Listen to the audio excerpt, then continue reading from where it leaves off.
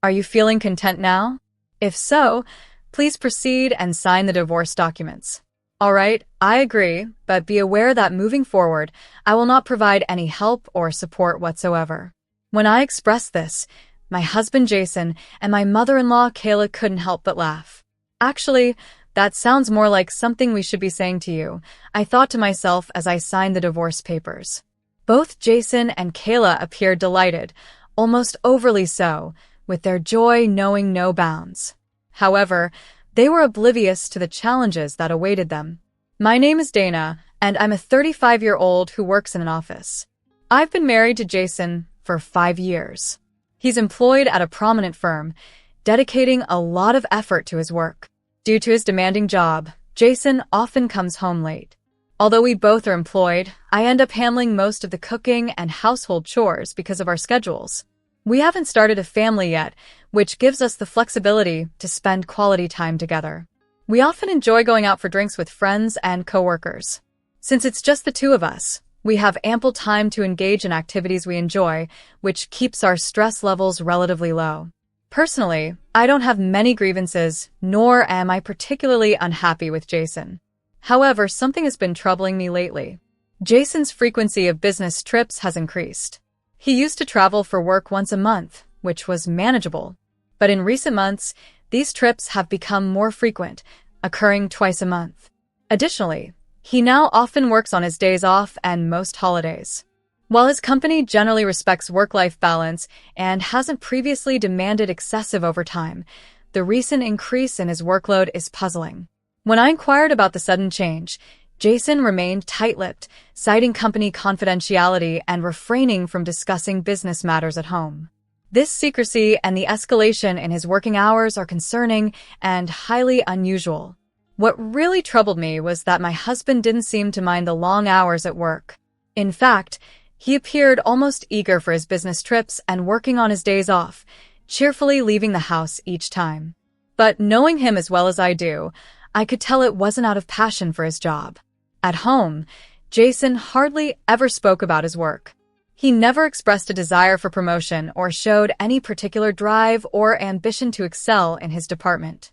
Even more baffling was that despite all these extra hours, Jason's salary hadn't increased.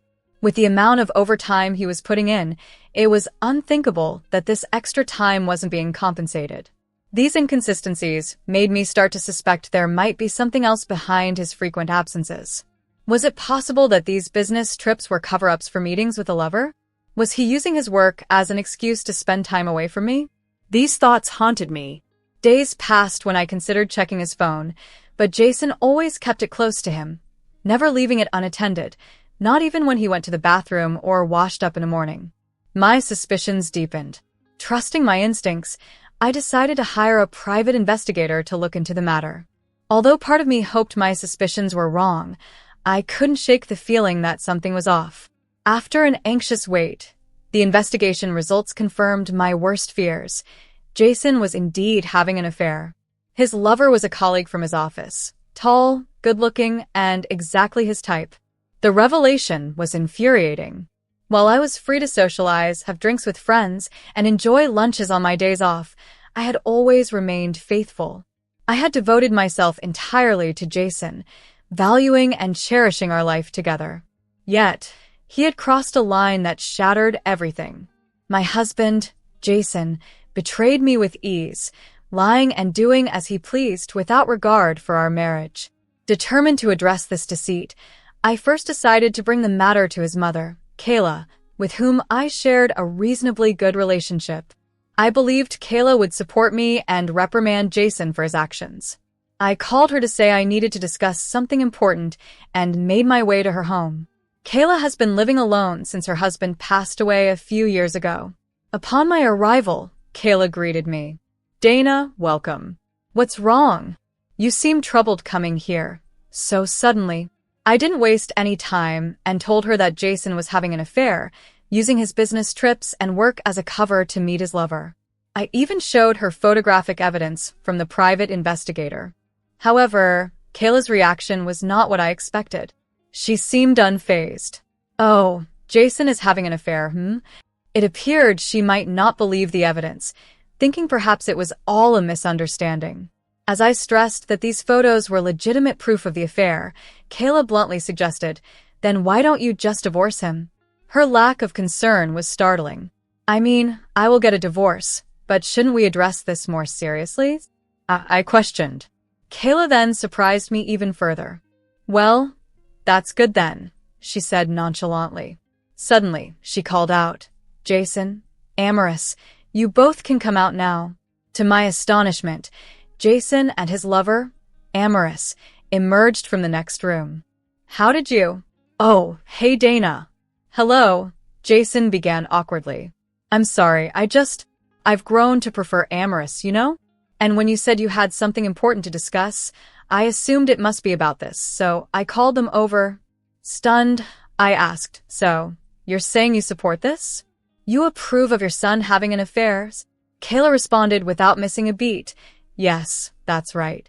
My son found a better partner. Unfortunately, you just don't measure up to Amorous. She earns more, looks better, and has even agreed to live with me." It's obvious why Jason would choose her. As I struggled to process her words, Kayla accused me of being jealous. "What are you, jealous? How petty." "They say there's nothing uglier than a woman's jealousy, and it looks to be true." Jason chimed in. "It's unfortunate, but it can't be helped. You were never the first choice." Angry and hurt by their callousness, I faced Jason and Amorous, who stood there as if I were the problem. The urge to confront them physically was overwhelming, but I knew that would only put me at a disadvantage. Keeping my composure, I managed to speak calmly despite the turmoil inside. "I don't mind if you two want to remarry, but rest assured, you'll be paying alimony." My mother-in-law, Kayla, responded with a smirk. "Oh, we'll pay. Combining Jason and Amorous's incomes, we can easily afford it. We have nothing to worry about." Then Jason presented me with some documents. "Well then, I need you to sign this," he said, sliding the divorce papers across the table to me. I noticed he had already signed his part. "Oh, I see. So, you had this plan from the start," I realized. Despite their expectations, I responded, "I won't sign it just yet." Their surprise was evident. "Why not? You just said you wanted a divorce. Just sign it quickly. We even agreed to pay you the alimony."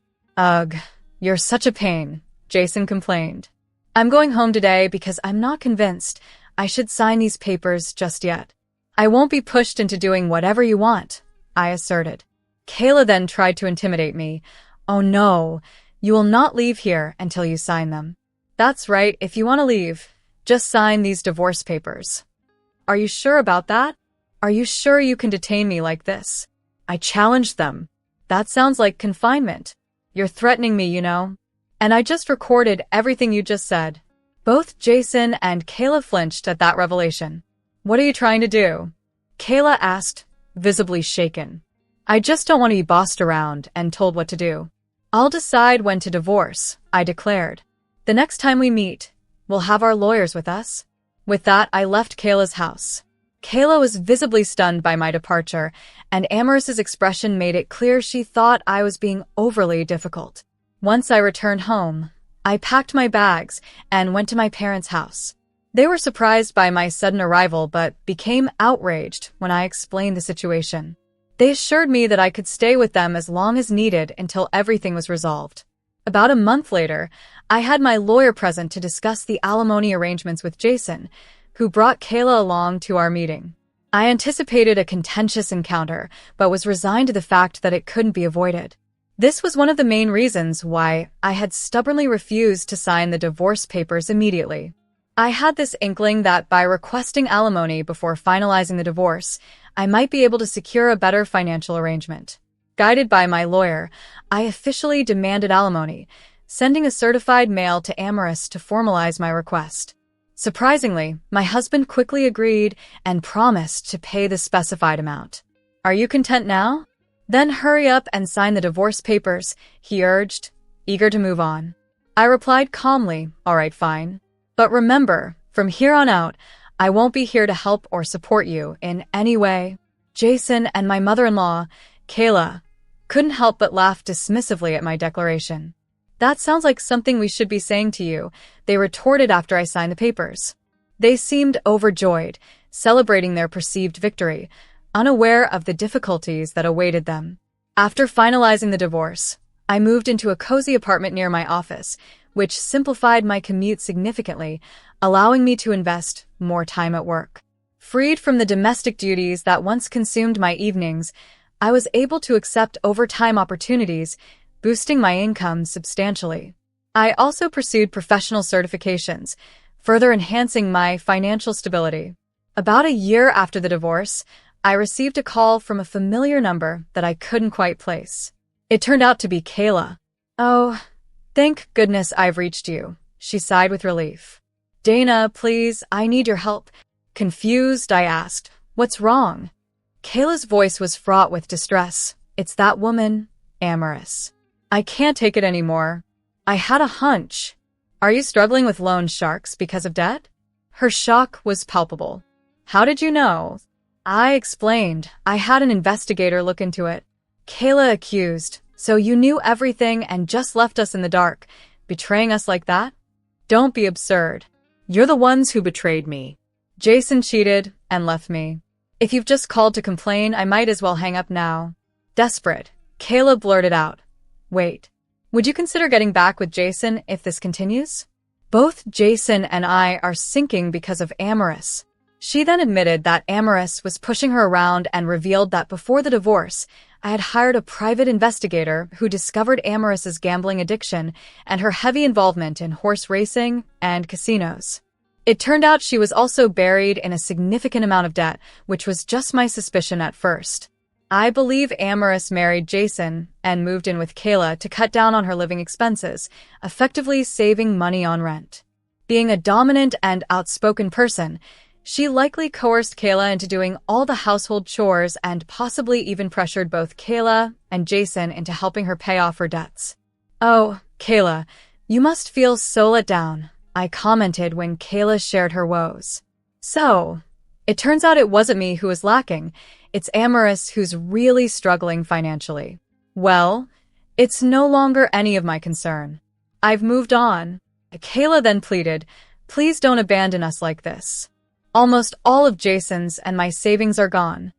"It seems they got what they deserved," I thought to myself, but didn't say it out loud. Kayla continued, "Because you sent that certified letter to the company about Amorous, both Jason and Amorous faced salary cuts. So, you think I'm responsible? That I should help fix this mess?" I was astounded by her audacity.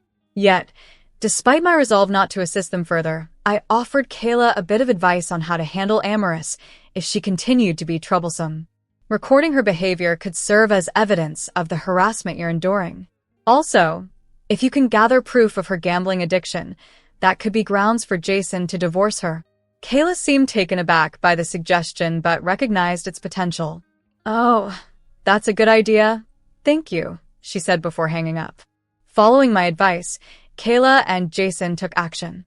As a result, Jason and Amorous eventually divorced, and both Kayla and Jason were freed from the burden of Amorous's debts. Amorous struggled to repay her debts, faced issues with several consumer loan companies, and eventually disappeared from their company altogether. Though Jason and Kayla were relieved from the clutches of Amorous, the financial strain and emotional toll over the past year had been significant.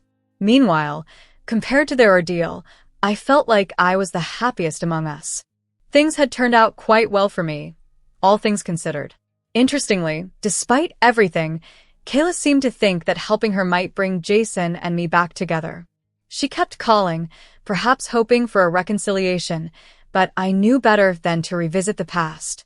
I decided to ignore all of their attempts to reach out and went as far as blocking their calls to ensure peace in my life. Meanwhile, something beautiful blossomed at my workplace, a romantic relationship with a colleague. Over time, our connection deepened, and 3 years later, we celebrated our love by getting married. Today, we are blessed with a child, and my husband has proven to be a truly wonderful partner. His supportive and understanding nature makes every day brighter. I look forward to continuing this journey, enjoying life with my husband, and watching our child grow up, hoping to create a loving and stable environment for our little one. Looking back at the chaotic twists my life once took, I think about Kayla's peculiar actions, how she premeditated the revelation of the affair by gathering Jason and Mistress in a separate room before I arrived. It strikes me as a bizarre attempt to control the narrative. It's evident now that both Kayla and Jason were blind to Mistress's true nature, which eventually led to their downfall. As for myself, despite the hardships, I emerged from that chapter of my life happier and more fulfilled than ever. The outcome for Jason and Kayla, though unfortunate, was a direct result of their own choices and actions. They faced the consequences they truly deserved.